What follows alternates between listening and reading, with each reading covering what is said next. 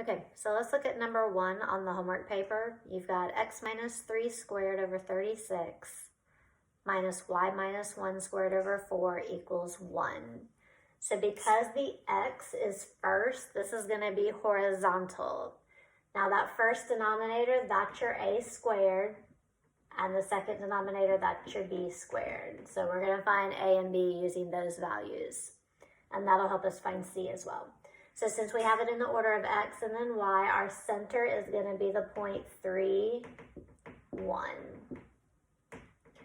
For vertices, you're always going to use the a value. So if 36 is the a squared, that means that a is 6. Now again, what I like to do is I like to plot the center and then do the vertices on the graph. So if my center is 3, 1, I'd be right here. That means I have to move 6 to the left. 1, 2, 3, 4, 5, 6. That's a vertex. And then go back to the center, go to the right 6. 1, 2, 3, 4, 5, 6. Now when I identify what those ordered pairs are, we are at -3, 1 and 9, 1. Those are the vertices.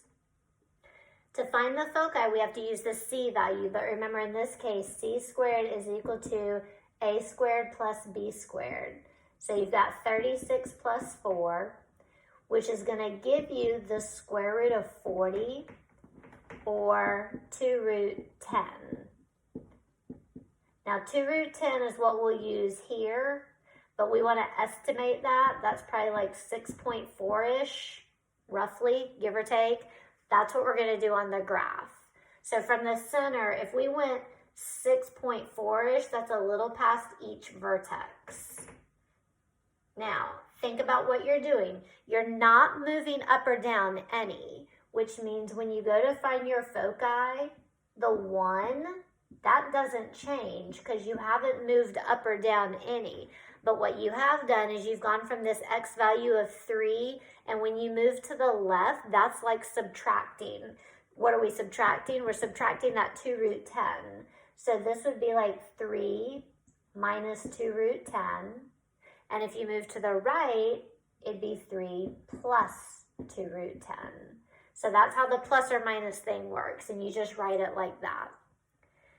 Now, we need to talk about the asymptotes. And so if you go back to your notes and you look at the formulas, basically the formula for the asymptote that you have that's given, it says to do y equals plus or minus b over a times x minus h, sorry, that shouldn't be there, and then plus k. This is actually the point slope formula that we learned a while back. The a and the b values, you're getting those from the denominator. So in this case, b, that's going to be 2, I'm sorry, b is going to be 2. A is going to be 6.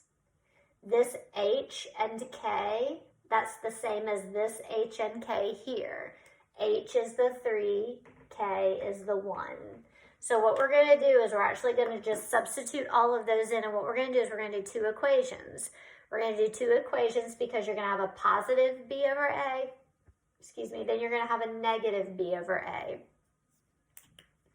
So if I were substituting this in, I would have y equals, I'm going to start with the positive. Now b over a, that's 2 over 6, but that reduces to 1 over 3. Times x minus h is 3, plus 1. Then you do the same thing, but you put a negative in front of the 1/3. Now, if you remember, I said at the beginning in the notes on the previous videos, asymptotes are those lines. Lines have equations, typically y equals mx plus b. So when you distribute 1/3 and you combine your like terms, you would get y equals 1/3 x. On this one, if you did 1/3 times -3, that's a -1. Plus 1 actually just goes away. So here's your first asymptote. On this one, when you distribute a -1/3, you get -1/3 x. And then a -1/3 times a -3 is a +1. plus 1 on the outside is a positive 2. So that's your second asymptote.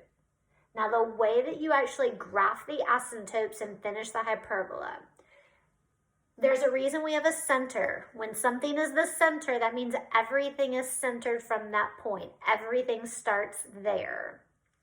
Think about what lines are. Lines have to have slopes. Slopes are rise over run. So what you're going to do is you're going to go to your center and you're going to plot your first slope, which is 1/3. So from this center, you would rise 1 and run 3. You're going to put a point, you're going to connect it, and that's going to be one of your asymptotes. Then you're going to go back to your center. Now you're going to do a negative 1/3. So you're going to go down 1 and over 3. And when you draw that, sorry, my lines are a little crooked here. There's your second asymptote. And the way that you finish, because remember we said this is going to be horizontal, we have to draw our hyperbola through the vertices. So your hyperbola is going to go through the vertex points, and it's going to look like that.